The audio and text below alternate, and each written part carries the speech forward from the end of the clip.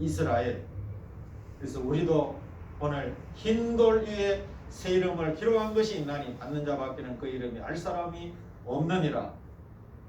우리가 이 예수 그리스도를 닮은 변화 성도에게 새 이름을 주시는데 그 새 이름이 이긴 자, 승리자의 이름입니다. 승리자의 이름.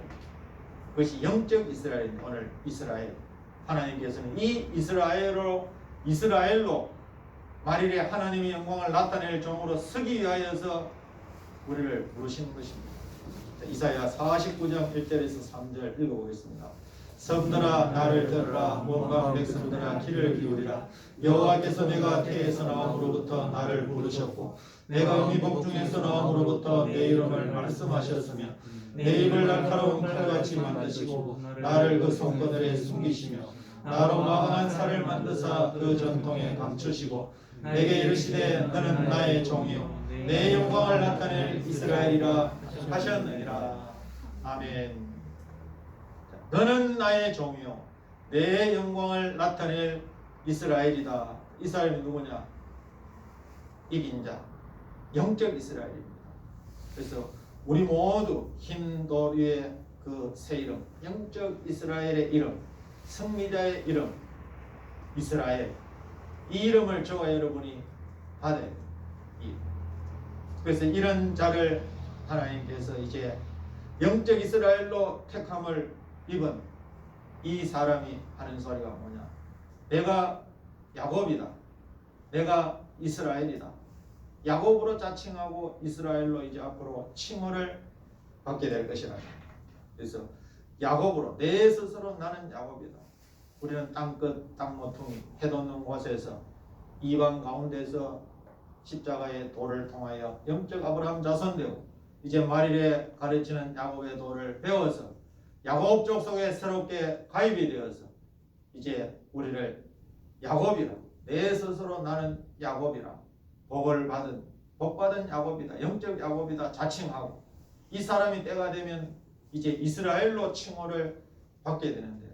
택한 종들의 이마에 하나님의 인을 치셔서 그 입맞은 종들이 하나님의 영광을 나타낼 이스라엘로 앞으로 쓰임을 받게 되는데 전통의 손그늘에 마강한 화살로 숨겨놓았다가 기독교 2차 복음운동에 또 이기는 이 복음 역사에 이 활을 들고 복음의 활을 들고 이제 전통에 감춰놓았던 숨겨놓았던 날카롭게 마강하게 이 훈련된 그런 종들이 일어나서 이 복음 기독교 2차 복음 역사를 통하여서 용을 잡고 짐승을 잡고 거짓 선지자를 잡고 이 대적의 3세력을 심판하고 이 땅에 그리스도의 나라를 이루는 이 영광스러운 일에 쓰임받게 될 줄로 믿습니다.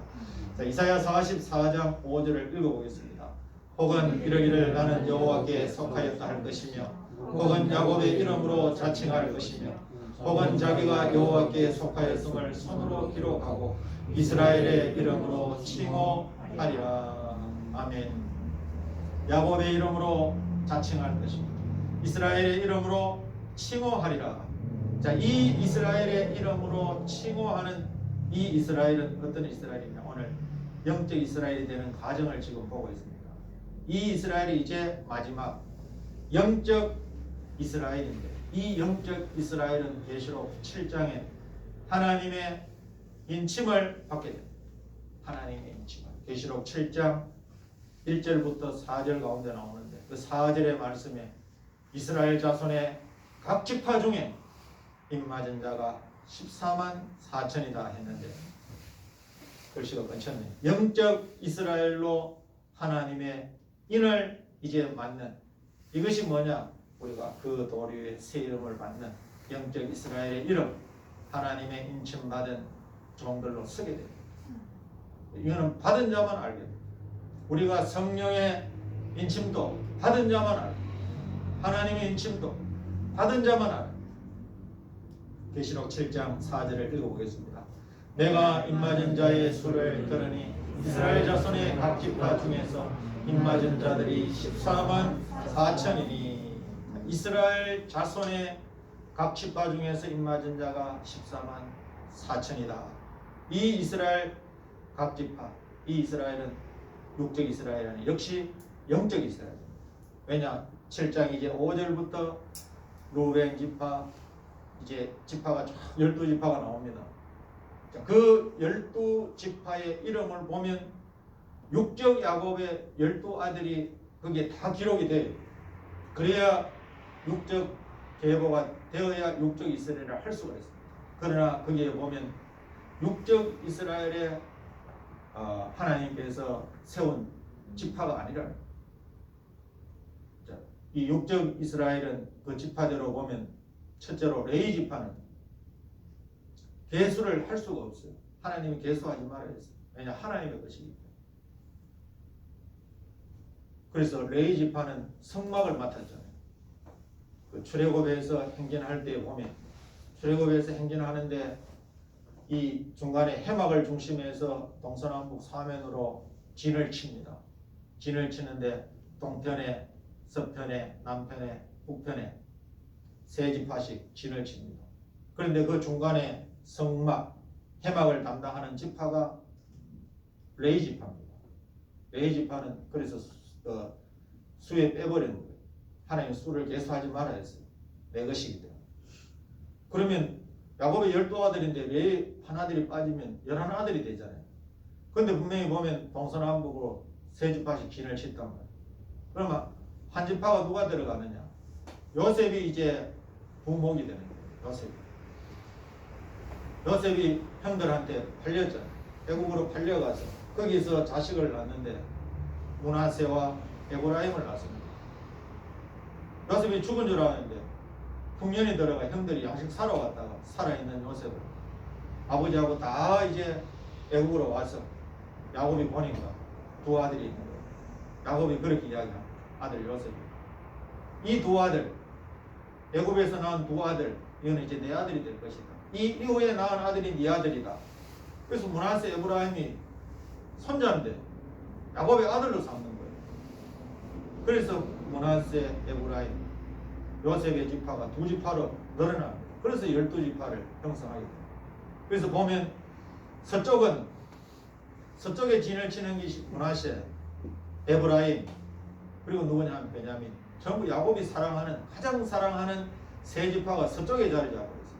므낫세, 에브라임, 베냐민.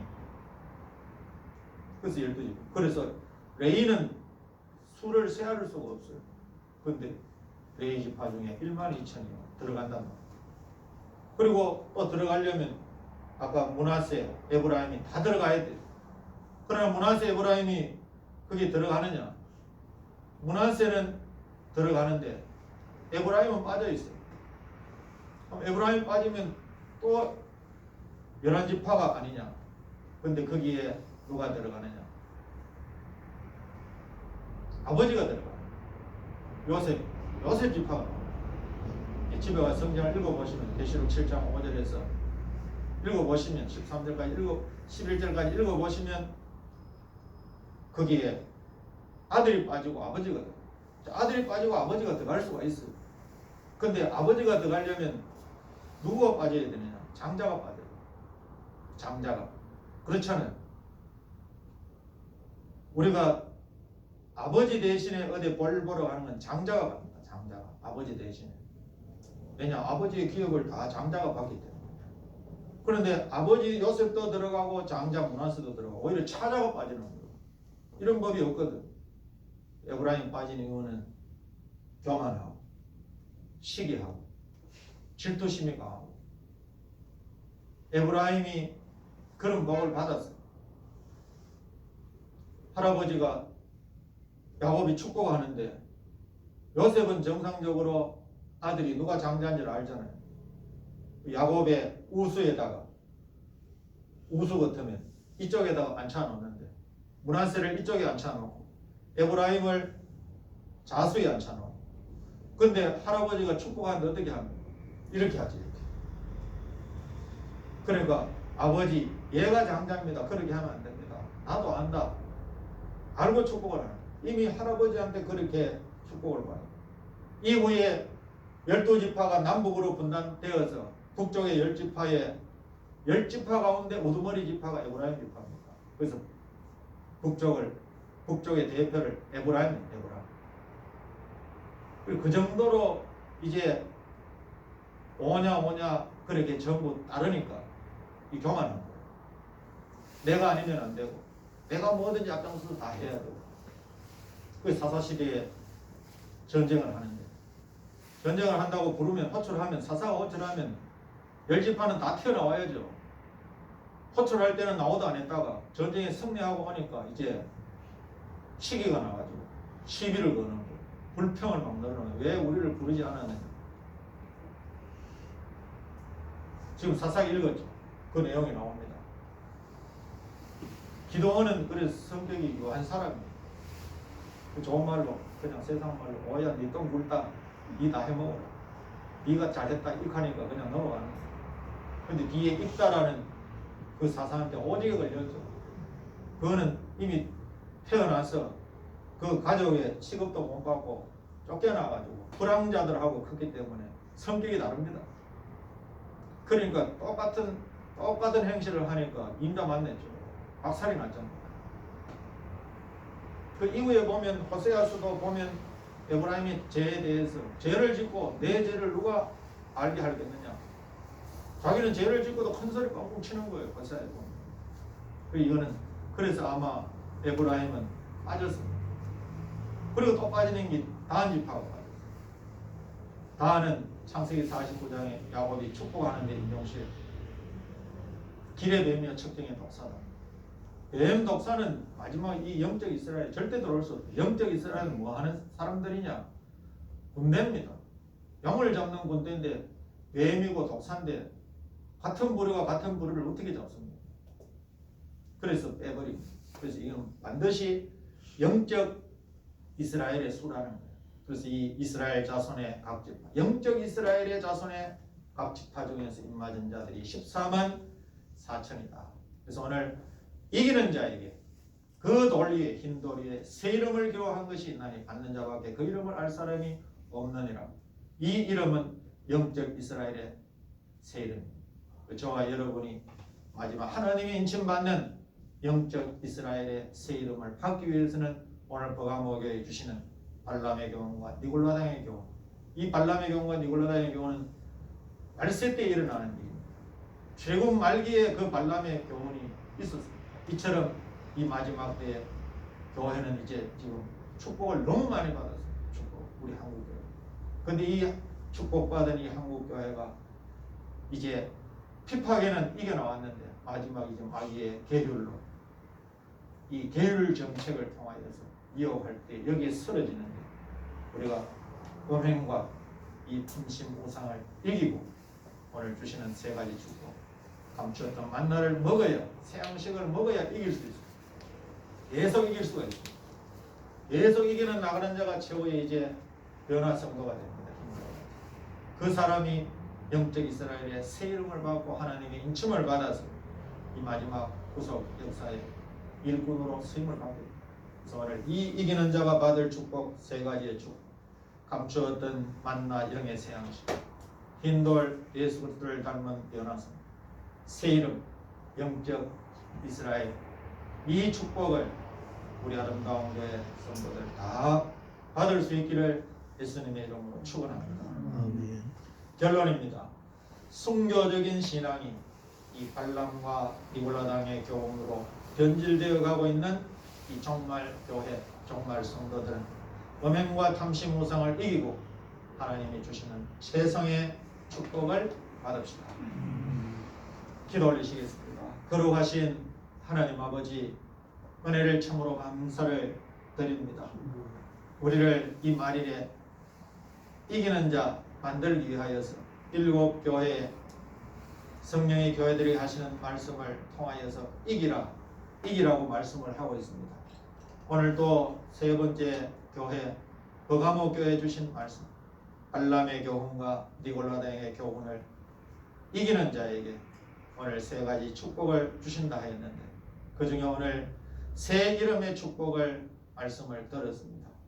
우리 모두 이 흰 돌과 같은 예수님을 닮은 변화 성도가 되게 하옵시고 그 변화 성도들이 받게 될 영적 이스라엘의 이 축복을 받아서 하나님의 이 종말의 구속 역사에 서임받는 하나님의 인침받은 14만 4천의 축복의 반열에 설 수 있는 우리 모두가 되어지게 하여 주시옵소서.